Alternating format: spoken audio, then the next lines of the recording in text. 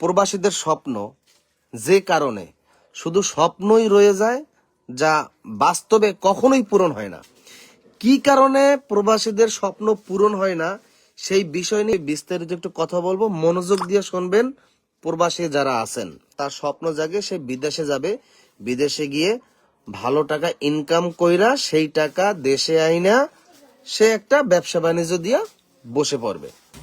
হাজার হাজার মাইল পাড়ি দিয়া আত্মীয় স্বজন ছাইরা বিদেশে যায় টাকা ইনকাম করার জন্য, দেশে আইসা স্বপ্ন পূরণ করার জন্য ব্যবসা বাণিজ্য কইরা যেন আরামায়েশ পার করে দিতে চায়।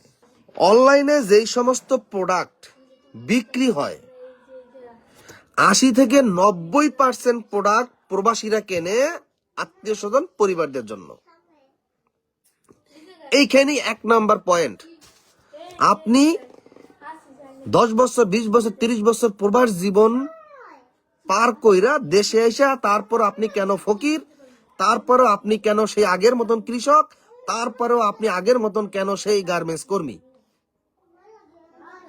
বিদেশে গেছেন কষ্ট করে টাকা ইনকাম করার জন্য, টাকা জমাইয়া সেই টাকা দেশে আইসা বিজনেস করবেন। কিন্তু বিদেশে যাওয়ার পর আত্মীয় স্বজনের প্রতি অনেক মায়া জন্মায়। আত্মীয় স্বজনের অভাব, পরিবারদের অভাব তার সহ্য হয় না। একটু কষ্ট যেন তার অনেক বড় একটা বোঝা মাথায়। এই কারণে প্রবাসীরা একটা রুমের ভিতরে ১০ জন ১২ জন ২০ জন থাইকা কষ্ট কইরা এক কাপড়ে ২-৩ কাপড়ে পুরো লাইফ কাটাই দেয়। নিজে কষ্ট কইরা পরিবারকে সুখে শান্তিতে থাকার জন্য টাকা সব বাড়িতে পাঠাই দেয়। এবং অনলাইনে, আমি বলছি না, অনলাইনে চ্যালেঞ্জ করলাম, অনলাইনে যতগুলো প্রোডাক্ট বিক্রি হয় ৮০ থেকে ৯০% প্রোডাক্ট প্রবাসী ভাইরা কেনে। আমি ২০১৫ সাল ১৬ সাল থেকে ভিডিও করি, এটা আমার বাস্তব দেখা। আপনি ভাই বিদেশে গেছেন টাকা ইনকাম করার জন্য, পরিবারে রাজার হালে রাখার জন্য না। রাজার হালে রাখবেন আপনি ভালো থাইকা। আপনি আপনার পকেটে আজকে যখন টাকা না থাকবে, ওই যেই সকল আত্মীয় স্বজনকে আপনি এই সেই কিনে দিয়ে খুশি করতেছেন, আপনার পকেটে টাকা না থাকলে দেশে আসার পর আপনাকে সালাম পর্যন্ত দিবে না। কেন সালাম দিবে না? যদি উত্তরে আপনি তার কাছে টাকা ধার চাইয়া বসেন, কারণ আপনার পকেট শূন্য। বেতনটা পাওয়ার পর অনলাইনে প্রোডাক্ট বিভিন্ন ধরনের ৪-৫-১০ কেজি মাছ কেনে, জাজিম কেনে, ফার্নিচার কেনে, কাপড় চোপড় কেনে, মধু কেনে, মাছ কেনে, মানে দুনিয়ার যা লাগবে সব বিদেশে পয়সা কিনে কিনে পরিবারে পাঠায়। আপনি দিন শেষে জিরো। মানুষ একটা বিদেশে গেলে পরিবার খয়রাতি হয়ে যায়, আর ওই প্রবাসীর বউ মনে করেন যে আরো বেশি খয়রাতি হয়ে যায়। বাপের বাড়িতে জীবনেও কোনো স্বপ্ন পূরণ করতে পারে না, এখন স্বামীটারে কষ্ট করে বিদেশে পাঠাই, এখন তার সোনা গয়না শাড়ি মানে এখন সব লাগবে। এই কারণে বিশ্বাস করেন ভাই, ১৫ বছর ২০ বছর প্রবাস জীবন পার কইরা দেশে এসে সেই আগের মতনই কৃষক, আগের মতনই শ্রমিক, সবকিছু আগের মতনই, কোনো আপডেট নাই। আপডেট শুধু হয়তো একটু ঘর করছে। আপনি যদি প্রবাস থেকে দেশে আইসা যদি টাকা ইনকাম করতে চান, আরামায়েশে ব্যবসা বাণিজ্য করতে চান, নিজের অ্যাকাউন্টে টাকা রাখবেন, পরিবারকে অতটুকুই টাকা দিবেন যেই টাকা ভাত কাপড় খাইতে লাগে। সোনা গয়না, দামি দামি কাপড় চাপড়, নিত্য নতুন আত্মীয় স্বজন আপ্যায়ন করা, এইগুলো বাদ দেন। বাস্তব সম্মুখীন কথা বলতেছি, এইগুলা বাদ দেন। টাকা জমান নিজের অ্যাকাউন্টে, তাও আপনার বউয়ের অ্যাকাউন্টে না, বাপ মার অ্যাকাউন্টে না, ভাইয়ের অ্যাকাউন্টে না। দুনিয়াতে আপনার টাকা আছে, আপনার আত্মীয় স্বজন আপনার আপন হবে, এটা চ্যালেঞ্জ। আপনার টাকা নাই, আপনার আত্মীয় স্বজন আপনার শত্রু হয়ে যাবে। এমন শত্রু হবে যা শত্রু পরের থেকেও বেশি, পরের থেকেও বেশি।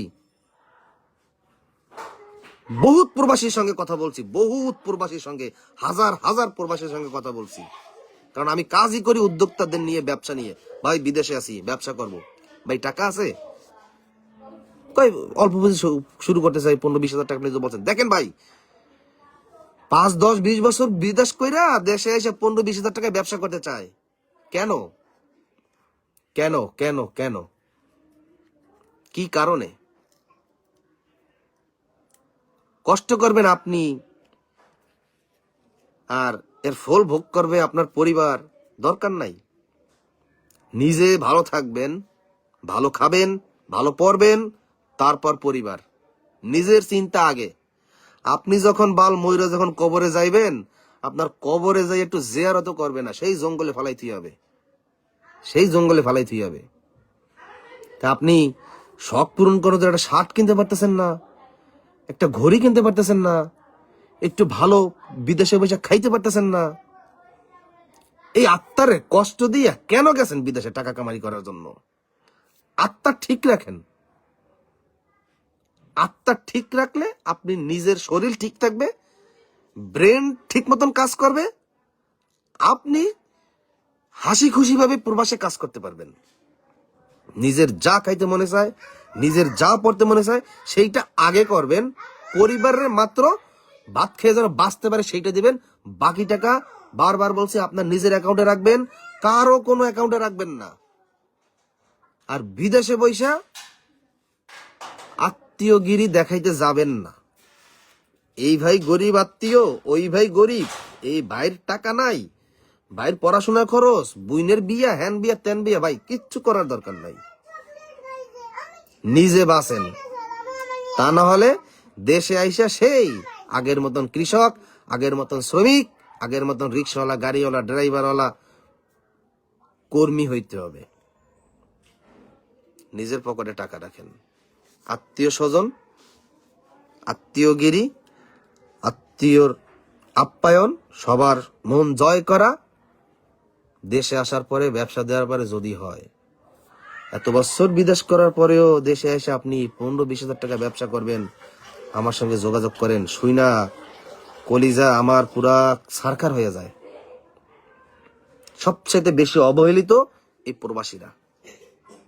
আপন ভাই, 2 ভাই সৌদিতে ব্যবসা করছে 20 বছর 22 বছর ধরে, ফাস্টফুডের নিজের দোকান। ছোট ভাই আমার এখানে আসছিল সম্ভবত চাঁদপুর থেকে, মাল নিছে আমার কাছ থেকে মাত্র অল্প কয় টাকার। দেশে আইসা 22টা বছর 2 ভাই, বড় ভাই আরে সে ব্যবসা কইরা দেশে আইসা তার অ্যাকাউন্টে দেখে কোনো টাকা নাই, আর বড় ভাইয়ের অ্যাকাউন্টে 1.5 কোটি টাকা। দেখছেন? আর নিজের অ্যাকাউন্টে বলতে মাত্র 20, 22 না জানি 18 লাখ টাকা দিয়ে খালি একটা জায়গা কিনছে, তাও সেই জায়গাটা হাতছাড়া হয়ে গেছে ধোকাবাজিতে বইরা, সব নিঃস্ব হয়ে গেছে। সে বিদেশে বইসা তার ভাগ্নারে পড়াশোনা করাইছে।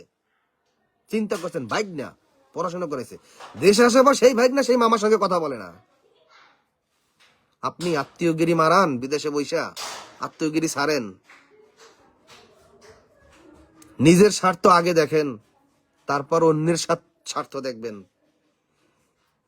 এত বছর প্রবাস জীবন পার করে দেশে এসে যদি আপনার রাস্তায় ফুটপাতে ব্যবসা করতে হয়, ওই প্রবাস করার কোনো দরকার নাই। নিজের অ্যাকাউন্টে টাকা রাখেন, বারবার বলছি, নিজের অ্যাকাউন্টে টাকা রাখেন। পরিবারকে মাসে 10, 15 হাজার এরকম দিবেন, খাইতে যা লাগে আর উপরে না। কবেন ভাই, বউরে কবেন, মা বাপরে কবেন, আত্মীয় সবাই কবেন, আমি দেশে আইছি, বিদেশে আইছি কষ্ট করার জন্য, তোমাকে না দেখে না থাকে আমি এখানে থাকতে আছি কাজ করার জন্য, দেশে যে ধরনের ব্যবসা বাণিজ্য করতে পারি। এখন মাস শেষে আমি 50, 60 হাজার টাকা পাই, এই টাকা যদি সব খরচ হয়ে যায়, আমি টাকা জমাবো কি? দেশে দিয়ে কি করবো? এই কারণে অনেকরে দেখছি 15, 20 বছর 30 বছর ধরে বিদেশ থাকে, ওই আকামা দিতে দিতে শেষ হয়ে যায়, পরিবারের শখ পূরণ করতে করতে শেষ হয়ে যায়, নিজের ভালো থাকে না। নিজের অ্যাকাউন্টে টাকা রাখেন। বউয়ের অ্যাকাউন্টেও রাখবেন না, ভাইয়ের অ্যাকাউন্টে রাখবেন না, বাপ মার অ্যাকাউন্টে রাখবেন না। আপনার টাকা দিয়ে আপনার ভাইরে পড়াশোনা করে জজ ব্যারিস্টার বানাইবো, আপনার টাকা দিয়ে আপনার বোনের বিয়ে শাদী দিয়ে খরচ করাইবো, আপনার টাকা দিয়ে আপনার বউ আরামে সব করবো। যখন দেশে আইবেন তখন কইবো কি, দেশে এত তাড়াতাড়ি আইসো কি লেগে, আবার যাও। দেশে যাইয়া দেখবেন যে আপনার নামে কিচ্ছু নাই, আপনার পরিবার অন্যের নামে করে থইছে। আর যেই ভাই আপনার টাকা দিয়ে পড়াশোনা করে জজ ব্যারিস্টার হইছে, সেই ভাই দেখবেন আপনারও চেনে না, আপনারও চেনে না। কারণ ওই যে এত বছর পড়াশোনা করেছেন, চাকরি করতে যে ঘুষ লাগবে, ঘুষের টাকাটা দিতে পারেন না দেখে আপনারা চেনে না। আপনাকে চেনে না। এই কারণে নিজের আত্মাকে কষ্ট দেবেন না। যা খাইতে মনে চায়, যা পড়তে মনে চায়, নিজের শখ পূরণ করবেন। পরিবারের নামমাত্র যেন খাইয়ে পাইয়ে বাঁচতে পারে সেই টাকা দেবেন, বাকি টাকা সব জমায় রাখবেন। এই কারণে অধিকাংশ প্রবাসীদের স্বপ্ন শুধু স্বপ্নই রয়ে যায়, বাস্তবে প্রয়োগ হয় না। অনলাইনে এত কেনাকাটা করে পরিবারের জন্য পাঠাইয়েন না। পরিবারদের সব প্রবাসীদের টাকা টাকা পাইতেছি দেই, আগামী মাসে তো পাবোই। কিরকম হয় জানেন?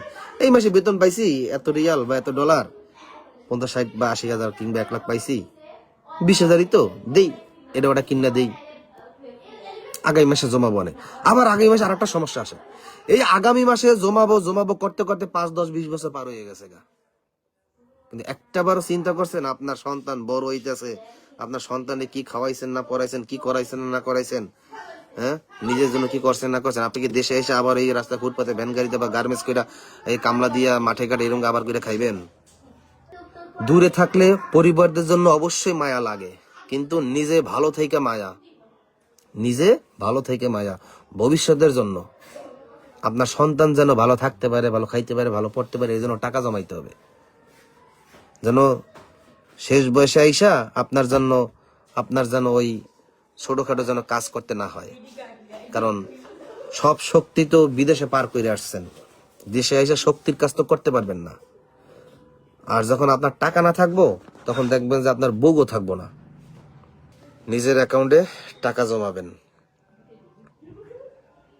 একটা টার্গেট নেবেন যে আমি 5 বছর 10 বছর থাকবো, প্রতি মাসে 30,000, 40,000 বা 20,000 এরকম করে নির্দিষ্ট একটা অ্যামাউন্টে সেভিংস অ্যাকাউন্টে টাকা জমাবো। তারপর 20-30 লাখ টাকা যখন হবে, দেশে এসে একটা ব্যবসা দিয়ে যেন বসতে পারি।